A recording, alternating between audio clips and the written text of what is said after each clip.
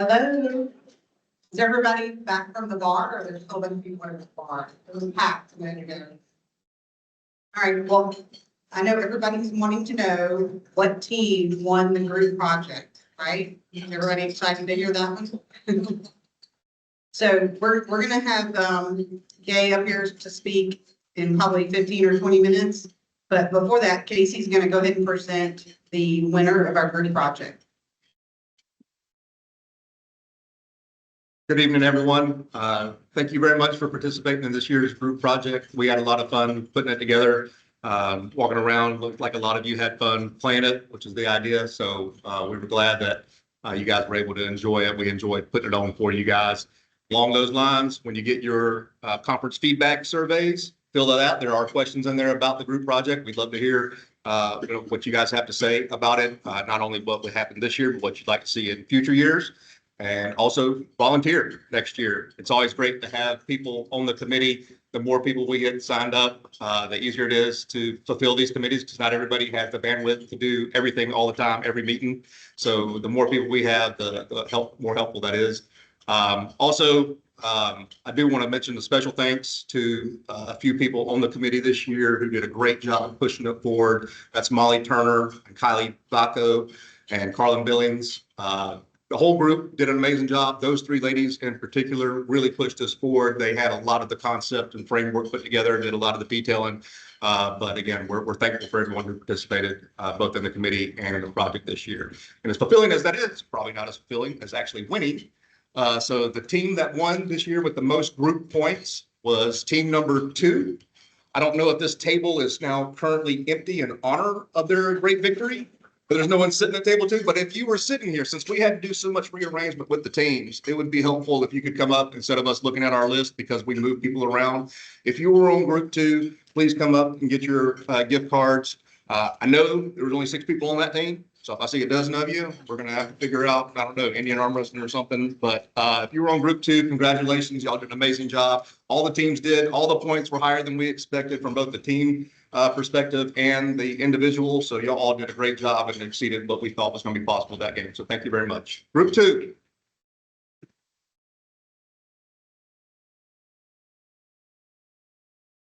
We did, I don't have the tally. So I'm going to assume that it was probably about $20 worth if that's what they paid one of the judges. I'm not sure.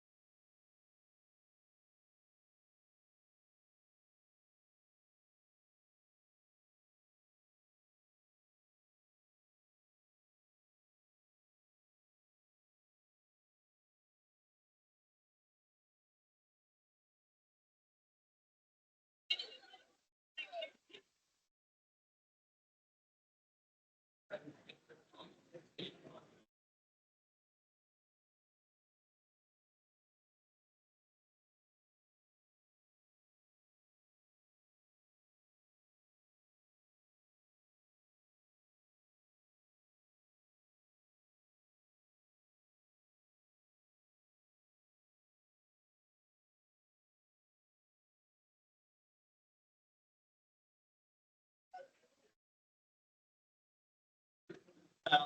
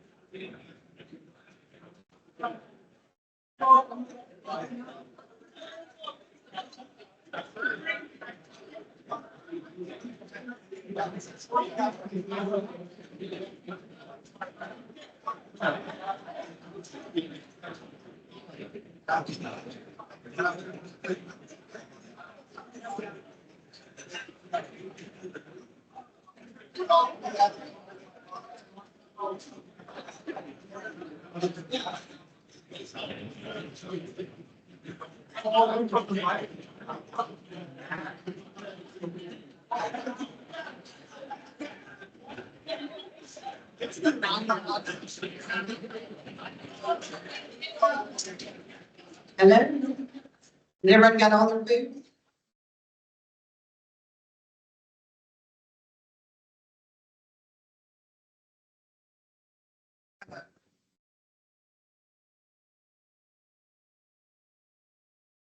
All right, don't make me break out my mom voice. You know, my youngest is graduating from high school and going to college. So I'm hoping I can put that mom voice away forever. So, just a couple of announcements before dinner's over and you guys go on to, partying and social events we have planned. We want to take some pictures of both the group project winners and volunteers. So if you guys, if you're one of those groups, can kind of hang out, at the front after the event, so we can take some pictures, that would be awesome. Anything else? Okay. All right, and I would like to bring up John Karnowski to introduce our guest speaker for tonight.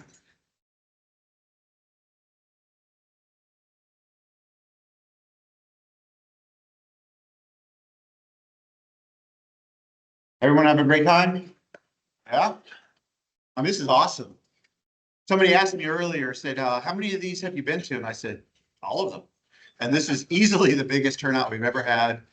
This is amazing. And the workshop portion of it was awesome. You guys who did that was just excellent. So I get the pleasure of introducing Gay Sprague, who I've known since, I figured the other day, 1995. And if you don't remember this, I did. I was a young engineer. We had just lost our PE at Street Smarts, and I was doing signal designs already. And Marcia arranged with Gay to oversee the work that I was doing. And I don't even know if you even charged her for it, but oh, she probably did, yeah. And so Gay, she was so gracious and so patient with me as a young brash engineer. I knew what I was doing, right? But she had some great suggestions, and she was just really gracious. And so I really appreciated about that. And that started a long relationship of seeing her involved in ITE. So when I get a chance to introduce her, I jumped at that one. Everything I'm about to tell you is going to lead into her presentation. So pay attention. Gay Sprague, who is a PE, got her BS and her MS from Clemson University. I'll pause for a second. Okay, there you go, whatever. She started her own company in 1985, excuse me, and had that company until 2021. When she left that company, as she said, she turned off the lights, closed the door, went out, and she started working for Anderson County part-time. And then just in January, finally retired. And so she went out to the farm. And that sounds bad. But you wrote it. She's got a family farm, and she's planting trees, and she's having a great time doing that. So as a volunteer, she has served as on the South Carolina Board of PEs and Land Surveyors. And so if anybody ever got their South Carolina PE, she probably had something to do with that. If you got it taken away, she probably got something to do with that. I don't know. She also served on the board of the Greenville Transit Authority, which is dear to me because I just last week rolled off the Gwinnett County Transit Advisory Board. Marcia's on that one. She was the chair of the Greenville Chamber of Commerce Transportation Committee. But I think the thing I remember most about her is that she was on city council with the city of Greenville. So a lot of the things you see out here, if you've been walking around or if you took the bike tour, that's Gay. She's responsible for that. Now, she's so humble that she would never, ever take responsibility for that. But if you've been here 20 years ago and you see in Greenville and you come back now and you go like, what is this place? That's Gay Sprague. So a lot of the things that she's going to be talking about is her involvement in the public life, but also how many of y'all are South Carolina IT folks? And I know we've got some of them, or just South Carolina folks in general, right? Okay, so and this is, I'm sorry if this embarrasses you, but this is the godmother of traffic engineering in South Carolina. Anybody debate me on that one from South Carolina? Am I right? Yeah. See, it's true. It's true. And so she's also going to talk about her involvement in professional organizations. And I think this is pretty appropriate for this crowd. We have a younger crowd here. Well, you're younger than me mostly. And but I think you can benefit from the years of wisdom. And so this is kind of her swan song because she's already told me she's not doing this anymore, right? This is her thing. With Gay, thank you so much for being here. Please, a round of applause for Gay Sprague.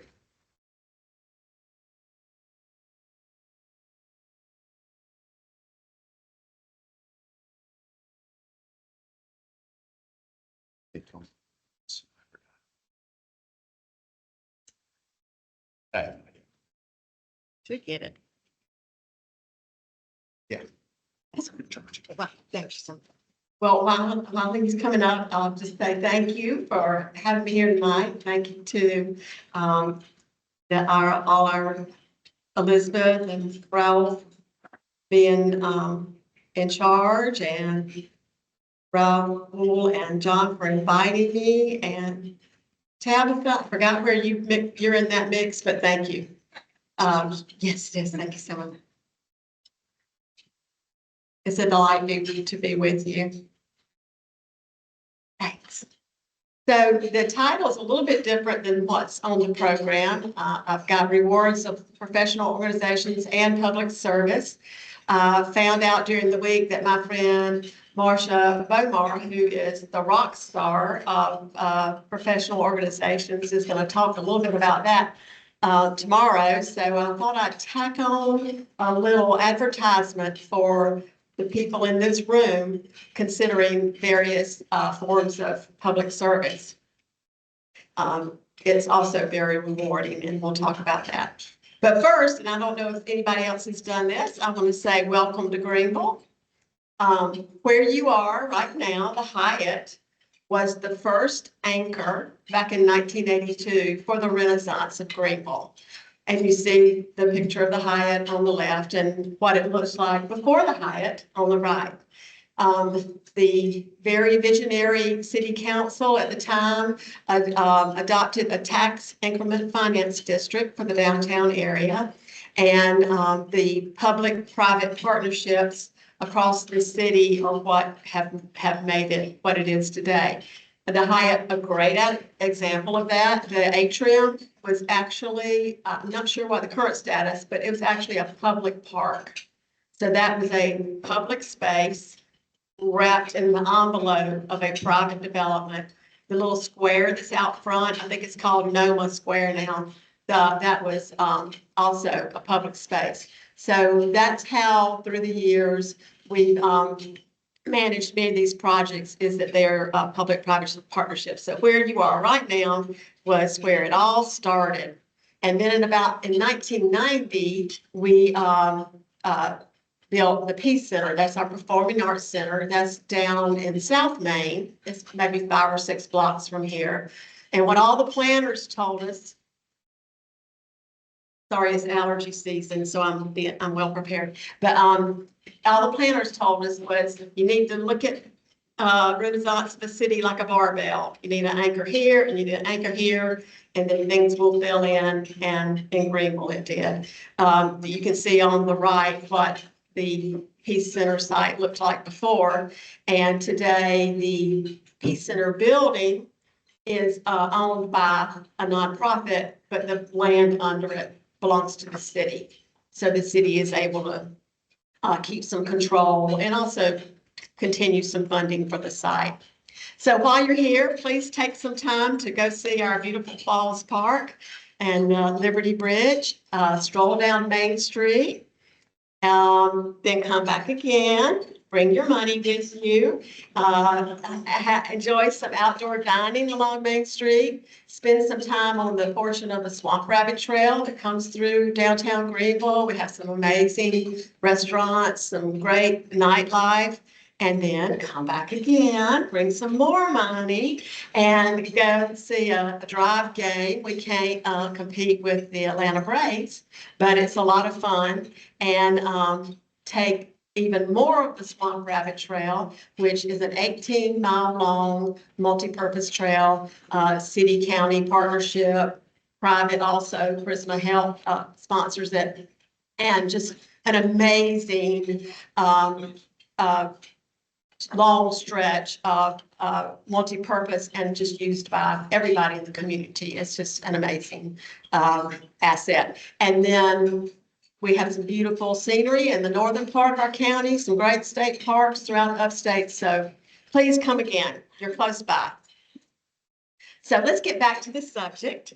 So let's start with the rewards of participating in professional organizations. And of course, here's a long list of examples: ITE, ASHE, y'all are here today, ASCE, all of these, all great organizations to participate in. And of course, there are many more.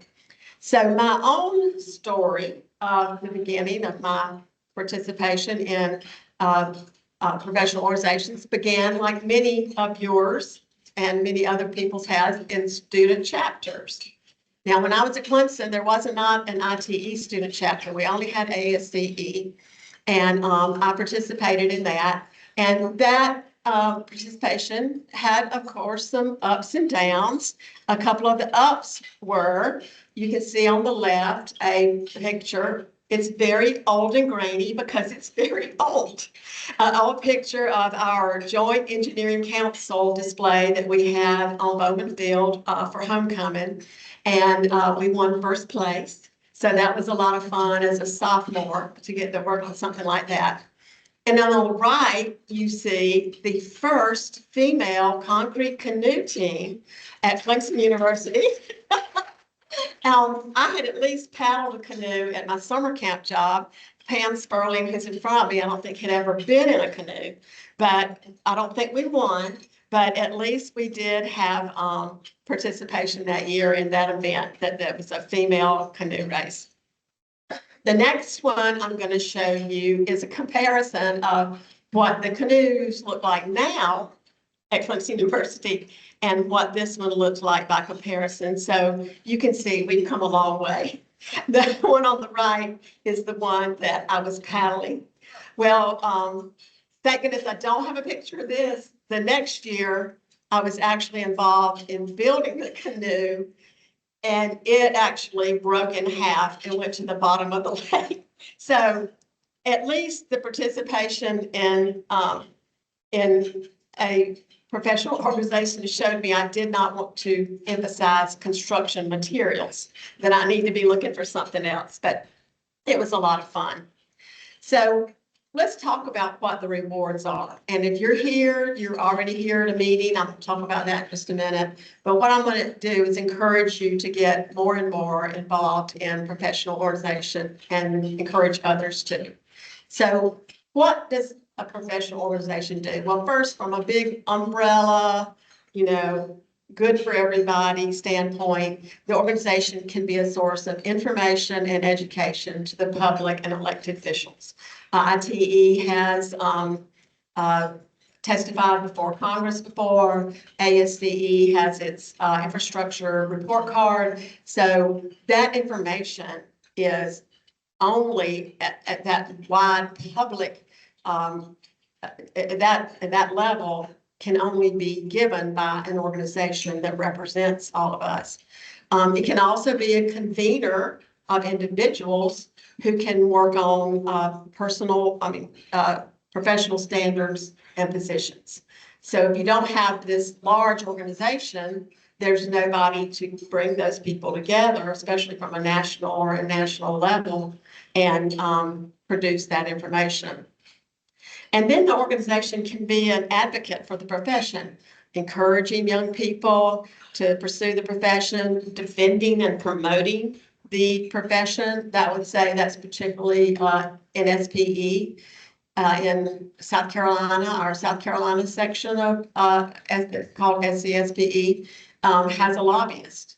So they are continually defending the profession, and therefore they actually lobby. So what does all that mean though as an individual? So let's get selfish for a minute, not just some in that wonderful for the profession, but individually, professionally, we are rewarded when the public and the elected officials know more about what we do.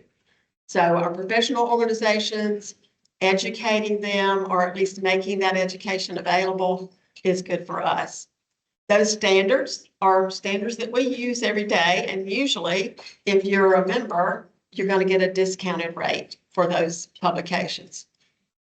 There's member portals and websites that you can go on as a member and find technical information. You can find other members if you want to talk to somebody about something, or you just want to check out what somebody does or where they live. Or no, I don't stalk people. I didn't mean that. But there's information out there about your fellow members.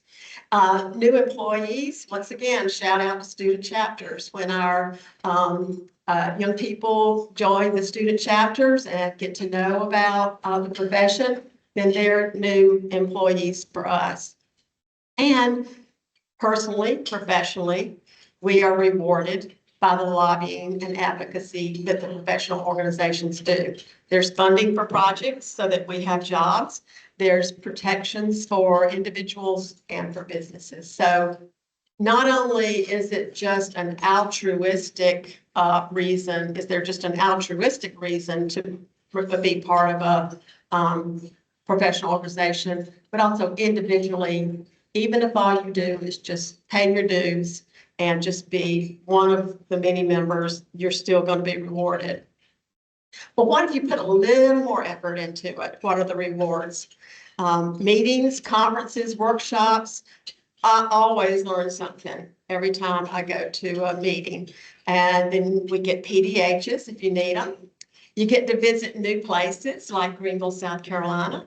And even if you're in a big city and a lot of the meetings for your organization are in your city, you get a little change of scenery. So just simply getting out of the office and going to meetings I find to be a great reward. And you meet people who share similar daily work challenges. It's kind of nice to be around people who really understand why everybody can't have the green light all the time. It's really nice to be around those people. And you may share a similar outlook on how to solve problems. And even if you don't share a similar outlook, you've got people to talk to who understand your daily struggles, but may look at things a little bit differently. And so you might learn something from them too, in just a one-on-one basis. The people you meet at meetings have experiences to share. There may be jobs available. And of course, we're a lot of fun to be with. That's a major reward for being in a professional organization. So if you put that little extra effort by going to the meetings, you get those rewards. But what if you put just a little more effort in there? This would be like just pitching in at meetings. saying, I'll be glad to check people in, or inviting new members, potential members to come to the meeting and saying, I'll take care of your lunch registration. Or just simply welcoming them when they come, or thanking the speaker, or helping. And I did say right here, I did have it say, help an old person struggling with technology, and I took that out. So if somebody of any age might be struggling with technology, get up and help them. It just that little extra effort, and then of course encouraging others to attend. So what are the rewards for doing that? Well, people do notice your work ethic and your commitment. So when they see you doing that in the professional organization, they know that that can translate to what I'll call work. They know you as a nice person. Now, don't just be a nice person because people will notice that you're a nice person. I know you wouldn't do that, but they notice it. So if you're working with people at a professional organization, they know that you would be nice to work with out in the work world. So when they're looking for new employees, when they're looking for people to team with, they know that about you. You have the satisfaction of knowing that you've helped, and you're building community. Especially in our world, it's a pretty small community. It really is. And so building that community, even more closer relationships, is also an important part of being active in a professional organization. So a little bit more effort. How about volunteering to be on a committee, like our technical committee this time, and asking people, paying for their registration and meals, participating in the special projects. For instance, next week here in Greenville, we have the ASCE Popsicle Bridge competition. Has anybody ever participated in one of those? Oh, it's so fun. Oh, it's really great. It takes up your Saturday, but the rewards are amazing. That seeing these young people get so excited about those bridges breaking. And of course, they love seeing other people's bridge break before theirs do. But it's so exciting. So it's really, really rewarding, serving on a committee. When you do that, the rewards for you are that your fellow professionals are now more aware about your technical skills. Not just that you're a nice person or that you might be fun to be with, but that you have technical abilities too. And that new member that you ask might be a new future employee, might be a future employer, or a project team member.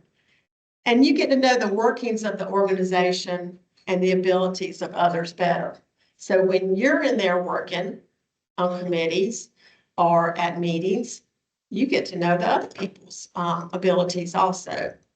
And you're beginning to develop leadership skills. And to me, that's a very important part of professional organizations. Whether you want to rise in the ranks at your work, whether that's your goal, then developing these leadership skills in a professional organization will help you do that. Or maybe you have no desire to do that, but you do have some leadership skills that would be good to exercise.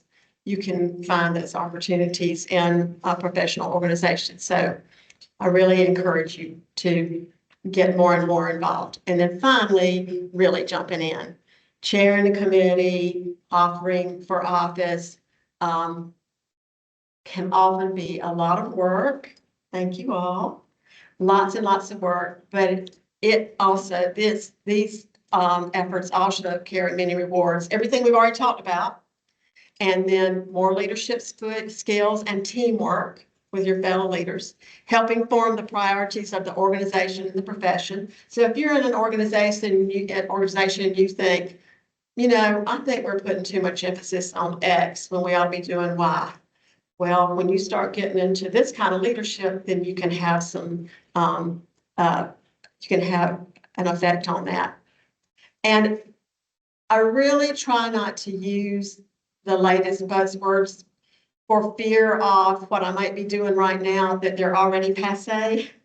But I love the term your own brand because it really, I really think it makes a difference in how interesting your profession is, how people regard you, but they start to know you as a person with a certain set of skills, with a certain kind of personality, where you would fit. And you really build that brand, can really build that brand through professional organizations.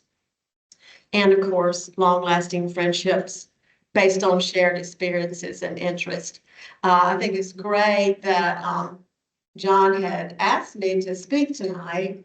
It was so apropos to the subject because I know John, because I knew Marcia, and I know Marcia because I handed off the Southern District ITE newsletter to her in 1985. So all those little ripples that go out from participation really mean a lot. And those friendships can take all kind of forms. These two that I wanted to talk to you about, you might recognize one of the guys in this picture, Rick Day. He worked in Georgia for a long time. The guy on the left is Ed Clark, and he was one of my professors at Clemson. And he and Dr. Stafford would take students to the South Carolina meetings of ITE. We'd load up in their car and we'd drive to Columbia and go to the meeting and then come back. And that kind of encouragement is what made me interested in being in ITE after I graduated. He was also a great mentor, and it was one of the greatest honors of my life to be asked to say a few words at his memorial service when he passed away a few years ago. The guy with Rick Day is Bill Finger. I worked for him in Charlotte. That was my first real traffic engineering job. And when it came time, so I started there in October, and the Southern District ITE meeting was that next spring. And I hadn't been there long enough for the city to pay my expenses or anything. But Bill Finger said, why don't you ride with my wife and me to Nashville? He helped me find a roommate so that I halved the cost, and he gave me the days off. And so that encouragement from him was how I got started in my participation in Southern District, which is just incredible on all kinds of levels with all kinds of rewards. These two gentlemen are no longer with us except for in my heart. And then many more lifelong relationships. I'm going to flip through these. You might recognize some people along the way.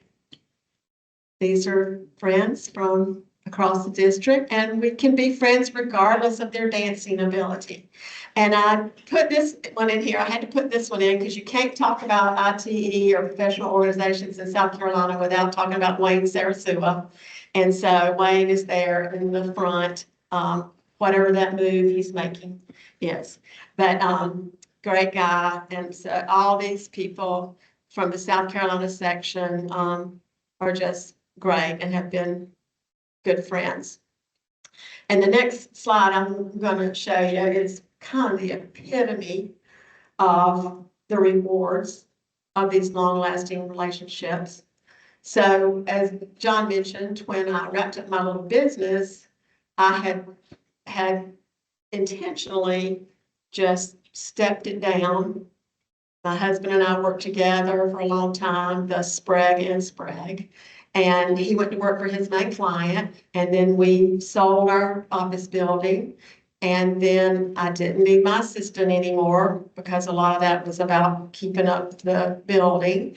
And I just kind of just stepped it down so that when I decided to do this, I could literally walk out the door and turn off the light. Does anybody remember Mary Tyler Moore? Anybody? No, I thought afraid that might be the case. But anyway, there was her final episode after many years of a very successful television.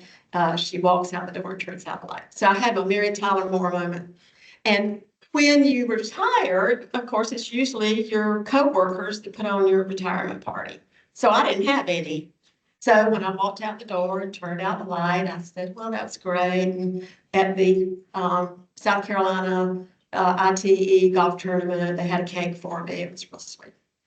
But then, as great surprise, it was my ITE friends that gave my retirement party. I'm sorry, I didn't know I was going to get choked up. But this group of people surprised me with a retirement party. Now, I wish they had surprised me because I would have washed my hair and I would have put on more makeup.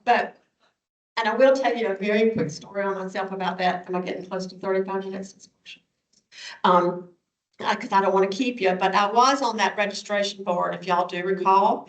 And I do remember that you don't get a PDH unless you sit there in your seats for at least about 35 minutes. So we got to keep going until then. But so my husband said, honey, my boss wants us to meet him downtown. He lives in Austin, wants to meet us downtown for dinner tonight. So I said, okay, that'd be great. So we walked through this garden area in downtown, and there's glass between the atrium of the building and the little garden area. And we walked by, and as I was walking, I went, what are they doing here? Did they have a party and not invite me? And so I went stomping in like a little baby. I was really going to fuss at somebody for how it was for me. So, so sweet, but I did. It was not my finest moment there for about 30 seconds. So let's switch to public service right quick. I really, really want to encourage everybody in here to think about what type of public service you could participate in. Now, of course, many of you in here, and I, in my first jobs and in my last job, worked for government, and that is public service. And thank you all who do it. But I'm talking about elected office, local boards and commissions, and state and regional boards. So something more of a volunteer kind of activity. You know what elected office is. Local boards and commissions can be the planning commission, the transit authority, the design review board. There are just on and on many different opportunities at the local level. And then at the state and regional level, it doesn't have to just be the board of registration. Many of the state boards and commissions have a public member of their group. And any one of us could be that public member if you wanted to pursue that. Why us? Well, first of all, we have a logical approach to problem solving. We have field construction, design, and planning experience. We have a visual sense, meaning we can read maps. It's pretty hard for somebody to be on the planning commission and they get the packet and they can't read the map about where the location is. It does happen, just let me tell you. And generally we have a good sense of direction. Now, I will say, my husband would disagree about this. I got us lost one time in approximately 1999, and he has not let me live it down since. But generally, we have a good sense of direction. We have a consideration of many sides of an issue, and we also have to consider those affected by decisions. These are skills that not everybody has, and you do. We're generally well regarded. Planners and engineers are generally well regarded by the public. We generally have some flexibility in our work schedules, maybe not total, but generally some. We do have an understanding of how things work together. My time on city council, I would say that was one of the most important skills I brought to the party, was just understanding that we have all these silos, but they're also connected. Our daily work is about the health, safety, and welfare of the public, and that's what all these boards and commissions and elected offices should be about. And then we also have a good understanding of benefit cost, and that should also be something that's always thought about.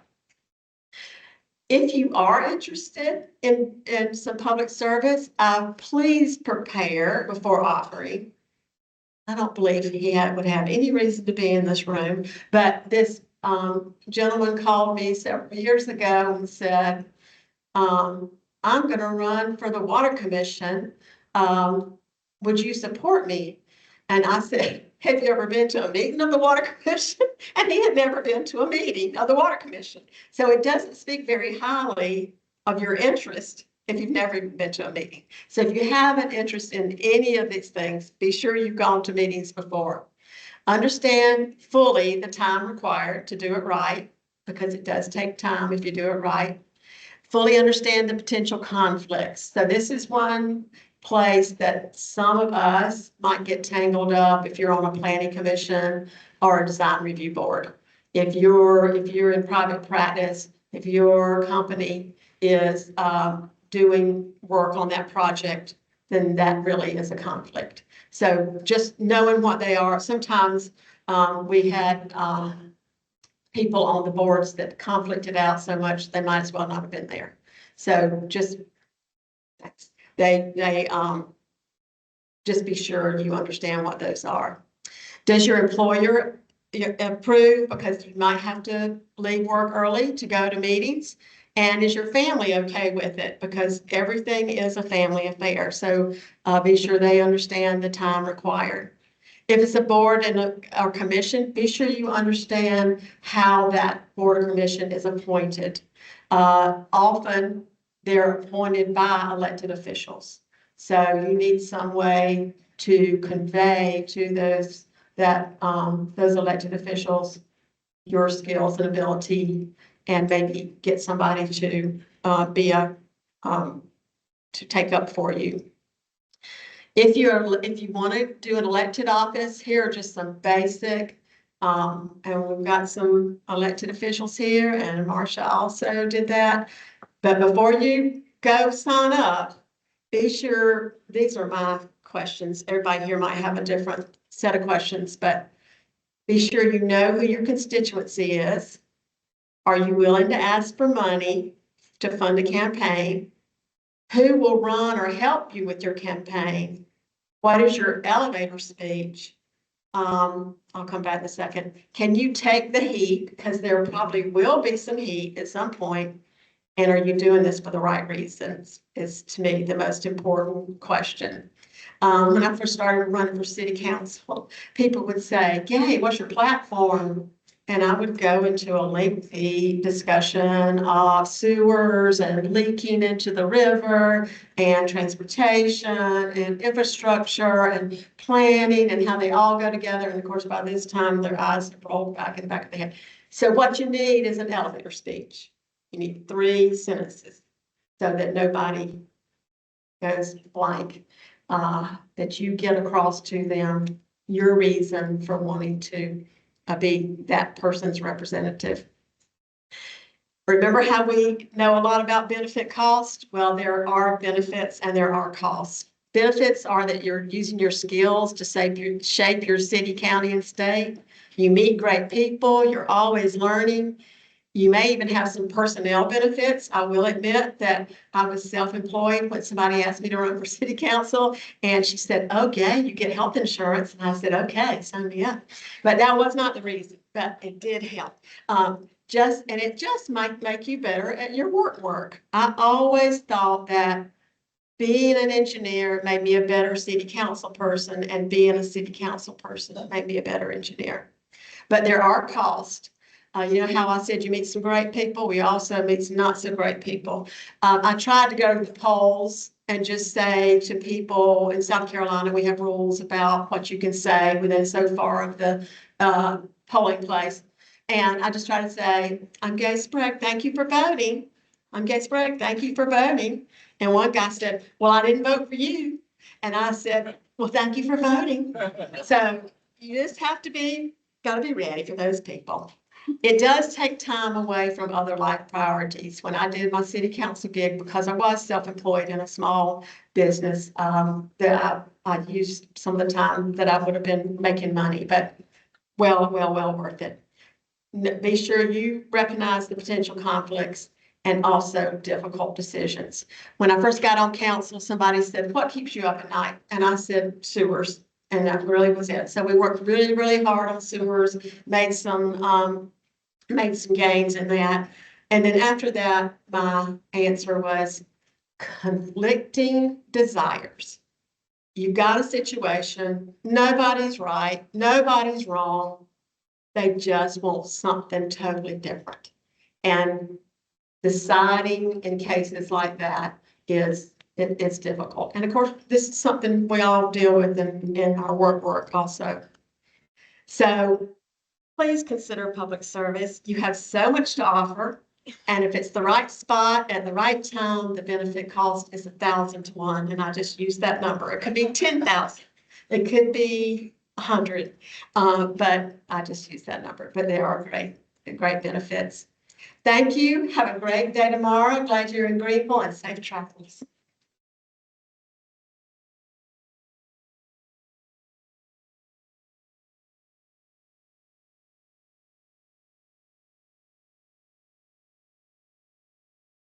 Well, that includes all the technical portion. There are no PDHs for the next 3 hours, but there will be lots of fun. So, and again, I need the group project winners and all my committee members up front to take a couple of pictures real quick. Does everybody know where the social is? Upstairs on the far side, okay? All right, have a great night, be safe.